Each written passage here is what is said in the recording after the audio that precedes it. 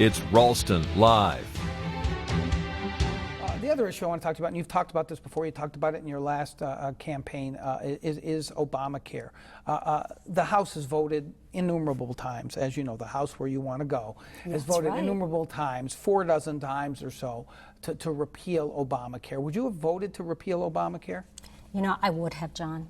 And because I did read the bill and I understand that the bill was really not about health care, it was about health insurance, a health insurance card. There were so many things that Obamacare never addressed, and we've seen those. We've seen those over the past 5 years. We've seen them explode as problems that this administration has not dealt with. Well, but insurance is important, right? You're a doctor.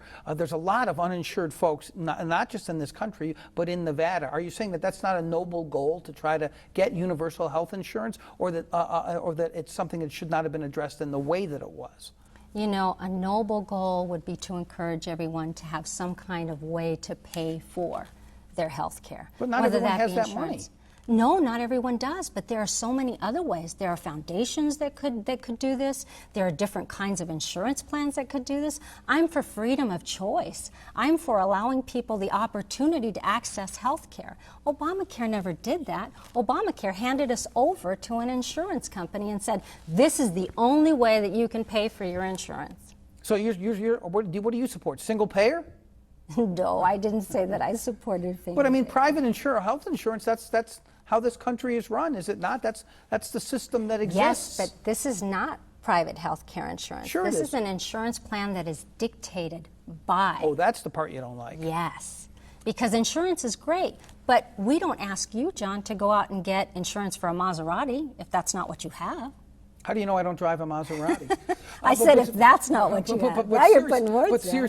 But seriously, I guess what I'm wondering is, do you think that, for instance, Governor Sandoval should have expanded Medicaid to accommodate people who needed that care? Or should he not have done that? A lot of governors did not. No, and the reason that I don't is because Medicaid was broken before he expanded it. And that's what I would have wanted to solve first. There are a lot of Medicaid patients that are actually being hurt by the fact that this was expanded. And how are they being hurt? Oh, because let's say that you have physicians and they have X amount of slots that are available. Because Medicaid does not pay. It really doesn't reimburse the doctor for all of the services. And therefore, they have a small allotment of area where they can take care of X amount of patients. If you have really sick patients like we used to have, if you have children, if you have women that are pregnant, then those people would have priority because that's how we did our Medicaid before. Now you have other people accessing, so the appointments for the really sick people, the really needy people, are put farther and farther away from each other. We are out of time. I know you're willing to come back for a debate right here on this program, and I hope you will. Thanks for coming on, Dr. Teijeiro. Good luck in the campaign. And you know, I encourage your listeners to please go to AnnetteForCongress.com. Oh my goodness, you're going to put up an 800 number too? No, Thanks for coming on the program. On the next Ralston Live, she's Senator Harry Reid's hand-picked successor.